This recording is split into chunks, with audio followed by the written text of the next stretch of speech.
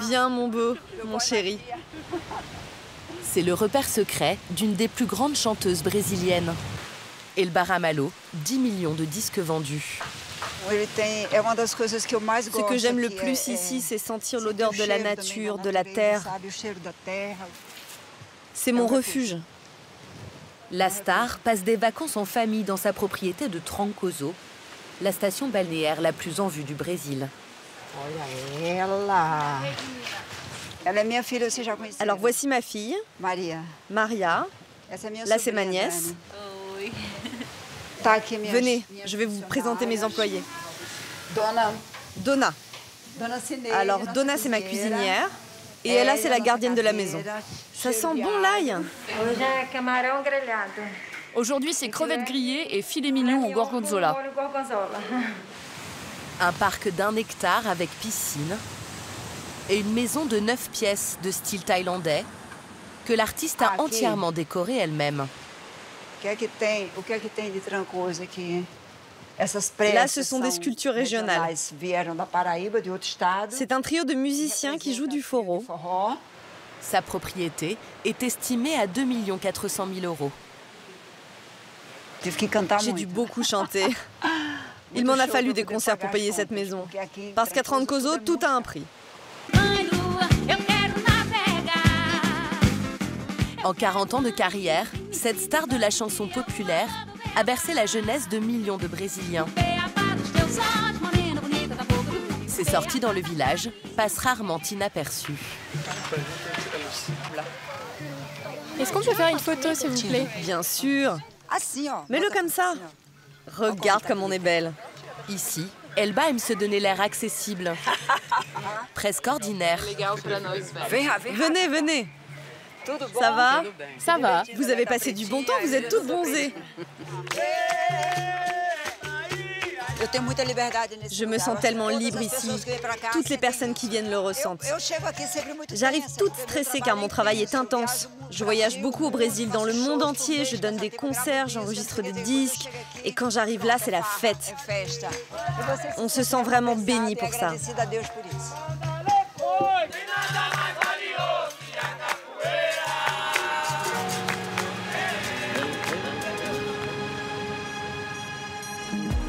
Dans le pays qui compte le plus de millionnaires d'Amérique latine, ces plages sont devenues le refuge des ultra-riches. À 1000 km au nord de Rio, Trancoso, le Saint-Tropez du Brésil. Sa place d'hélice, le Quadrado, une enfilade de maisons de pêcheurs classées au patrimoine mondial de l'UNESCO. La parfaite carte postale, où se mélangent les locaux et les voyageurs fortunés. Le footballeur Neymar, Naomi Campbell ou encore Beyoncé ont foulé ces 7 km de plage préservée. Ici, pas encore de boutiques de grandes marques ou de boîtes de nuit branchées, mais des soirées privées. Des hôtels de luxe où la chambre coûte 1 500 € la nuit et des dizaines de villas somptueuses qui s'arrachent jusqu'à 40 000 € la semaine. Ce matin-là, de riches clients arrivent de Sao Paulo en jet privé. Raccourcis un peu les tiges de quelques centimètres là devant. Tachi, tu peux mettre la table dehors? Ils seront 5. Un grand avocat et sa famille séjourneront pendant 10 jours dans cette maison de 650 mètres carrés. Tout est prêt dans le sauna? Le loyer est exorbitant, 8 400 € la semaine, 50 fois le salaire mensuel minimum dans le pays. Je teste l'eau chaude. Le personnel est compris dans le tarif. Teresa n'est pas la propriétaire. Elle est à la tête d'une agence immobilière et touche 15% de commission sur chaque location.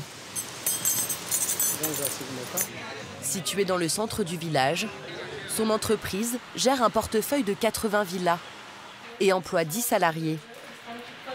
Raoul, il faut que je te parle. Teresa l'a créé avec son mari Raoul. Le couple a quitté Sao Paulo il y a 7 ans pour se lancer dans l'immobilier de luxe. Je voulais voir avec toi quand est-ce qu'on pouvait faire la réunion avec le propriétaire de la maison de Barra Grande.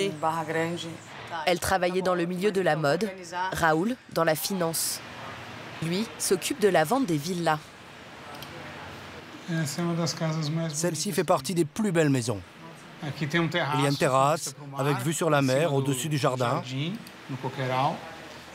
Elle vaut 4 millions d'euros. Ça fait partie des maisons les plus chères du Brésil, sans aucun doute. Le prix moyen est très élevé à Trancoso. Des villas somptueuses, mais des routes qui le sont moins. Ça balance un peu. Il y a eu des projets pour bétonner les routes et mettre des pavés dans les rues de Trancoso. Mais on a fait pression pour que ça ne se fasse pas. Sinon, on allait voir arriver des hordes de touristes. Ce boom du marché immobilier a permis à certains Brésiliens de faire fortune. Salut, je suis passé devant ton bureau. Mais fallait entrer. Comme Flavio, un architecte d'intérieur originaire de Rio, devenu millionnaire. Il possède 7 villas à Trancoso. Celle-ci est à vendre avec tout le mobilier et la décoration, comme c'est l'usage ici. 468 mètres carrés, 5 chambres, avec piscine et vue sur mer. Prix de vente, 1 400 000 euros. Voilà de l'eau de coco fraîche de Bahia. Bien fraîche.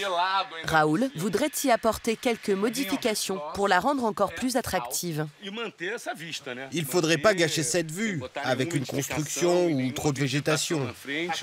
Mais je pourrais installer une pergola, par exemple, ou des hamacs. Oui, tu peux. Ce qu'il faudrait faire surtout, c'est agrandir la piscine. Flavio a bâti sa fortune grâce à une première maison achetée en 1999, revendue 10 ans plus tard, 30 fois plus cher. C'était une grande ferme avec 280 mètres de plage privée.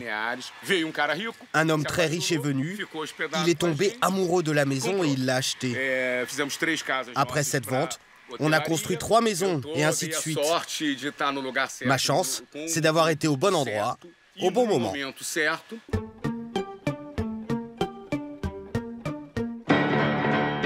Le déferlement de millionnaires a bouleversé le destin du village, qui il y a encore 25 ans ne comptait que 300 âmes. Salut.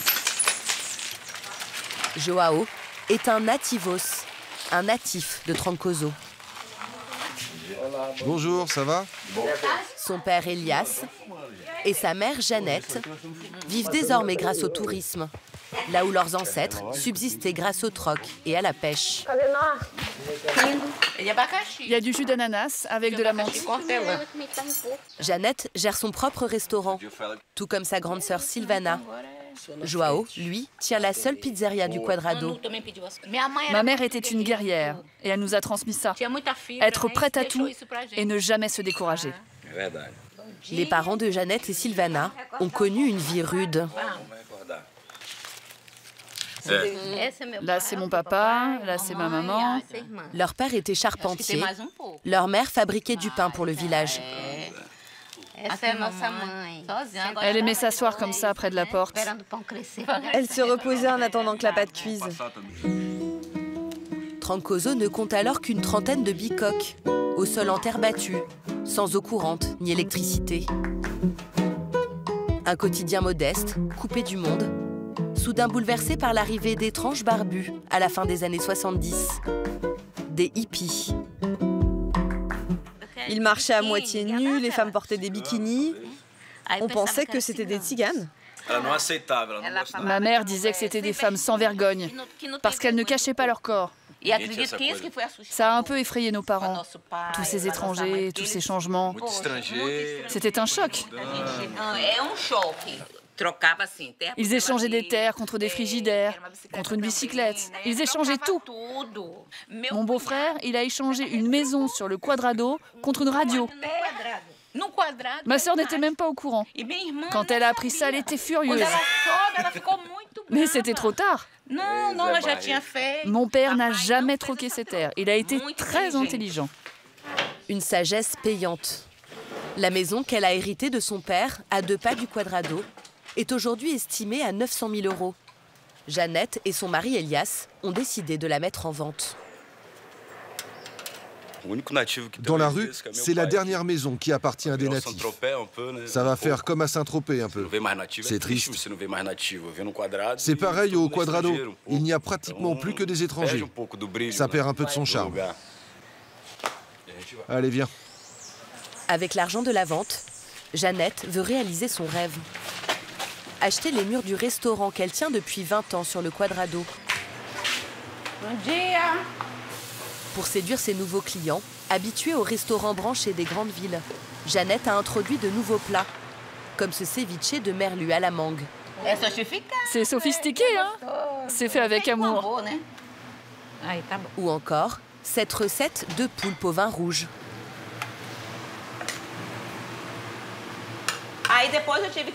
J'ai dû prendre des cours de cuisine parce que les clients devenaient exigeants.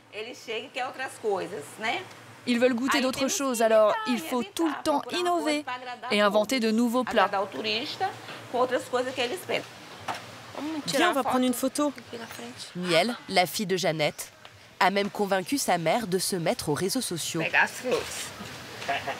Mets-toi de l'autre côté maintenant. Elle est très bien. Là, j'ai rajouté un filtre. Ah, ça rend encore mieux. Je vais la poster sur Instagram. C'est le progrès. Un monde nouveau. Les gens arrivent, ils ne demandent même plus quel est le meilleur plat. Ils demandent le code Wi-Fi. C'est le monde moderne. Il faut suivre. Autre signe des temps modernes, Jeannette, petite fille de pêcheur, se fait désormais livrer son poisson 1 fois par semaine de la grande ville voisine. Et dès qu'elle le reçoit, elle le congèle. C'est que du poisson. Je dirais que j'ai 250 kilos.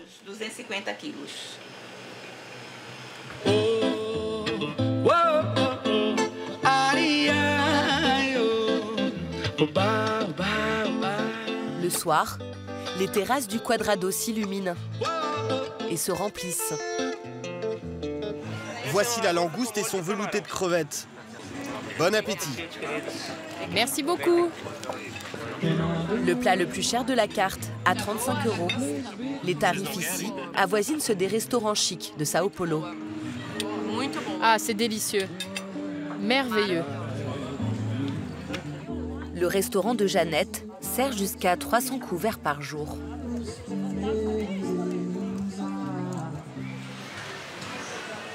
En face, Joao, son fils, cible une clientèle moins fortunée avec sa pizzeria et ses chambres d'hôtes. Il l'a créée avec sa femme Claire, une Parisienne de 48 ans. Ancienne assistante réalisatrice dans le cinéma. Alors, essa. Eu gostei desse vento aqui, ó. Que delícia. Eu coloquei o ar-condicionado porque tá quente. Muito bom. Ces 2 couples de juristes, fraîchement débarqués de Rio de Janeiro, vont payer 120 € pour 3 nuits. Tá fresquinho. Vai lá dar a senha do Wi-Fi. La terrasse. Super, un hamac. Le tarif minimum pour s'offrir un peu de ce paradis pour riches. Il y a plein de gens célèbres qui viennent ici. C'est un endroit très connu au Brésil, notamment pour organiser des mariages.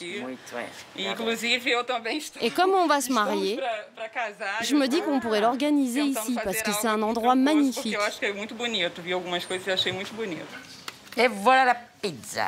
Pizza de João. Parisienne et la Roma. Normalement, c'est la Regina, je crois que ça s'appelle. Mais moi, je l'ai appelée la Parisienne. Pour faire... C'est la petite touche. Pour se la faire, quoi. Une chambre d'hôte, une pizzeria. La Parisienne et le natif voient même encore plus loin.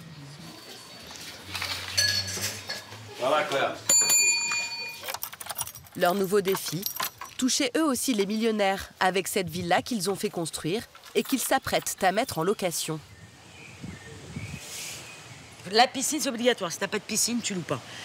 Un héritage de 300 000 € et toutes les économies du couple y sont passées.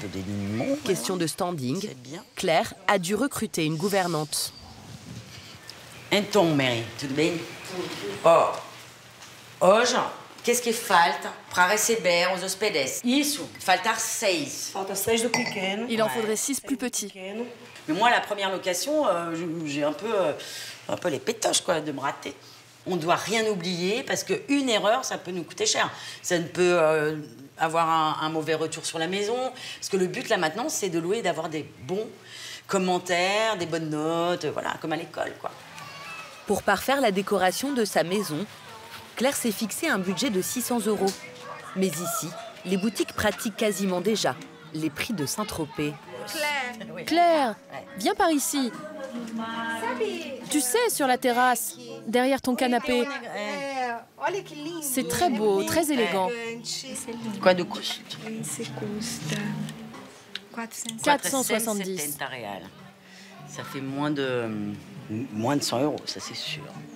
Pour le moindre coussin, comptez 50 €.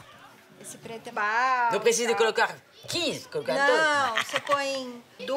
Bah quand même, 2 sur le canapé et 1 sur chaque fauteuil. Alors, quanto custa esse? 650 ou 850. 650 é melhor. Então, Marissa. Alors, Claire, le total, ça fait... Le total, donc c'est 14 990 reais. Soit 2370 €. Ça va rentrer dans la voiture? Ouais, mais j'ai encore de la place. Malheureusement, j'ai les poches vides. Claire pourra louer sa maison jusqu'à 11 000 € la semaine en haute saison.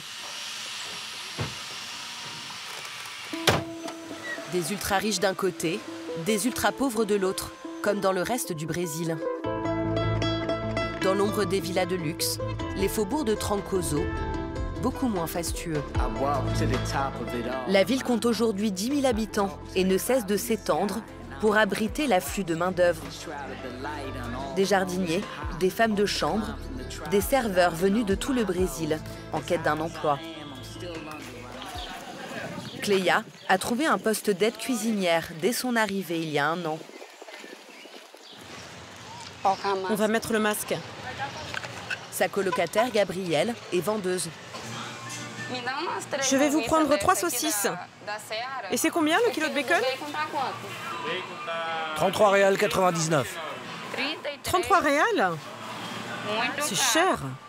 Ici, les prix sont 2 fois plus élevés que dans la majorité des villes du pays. Regarde le kilo de riz. 8 reals, c'est absurde.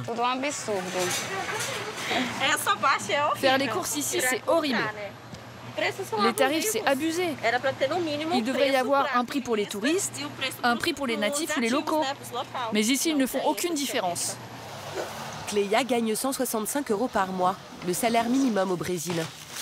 Elle partage cette maison avec Gabrielle et 2 autres travailleurs. Ça, c'est la cuisine. Ça, c'est la chambre de mon amie et de son copain, avec vue sur ma chambre.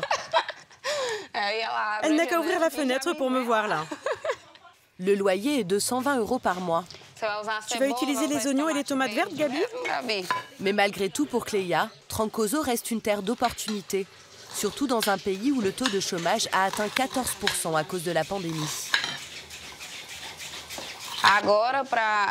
Ici, c'est très facile de trouver du travail.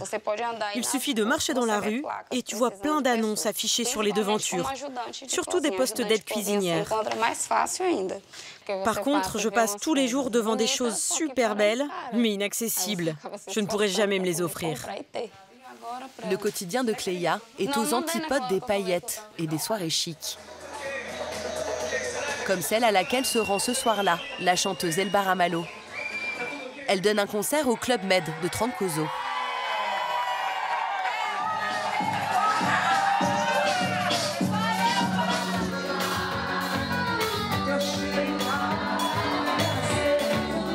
Tout le gratin est là, déchaîné.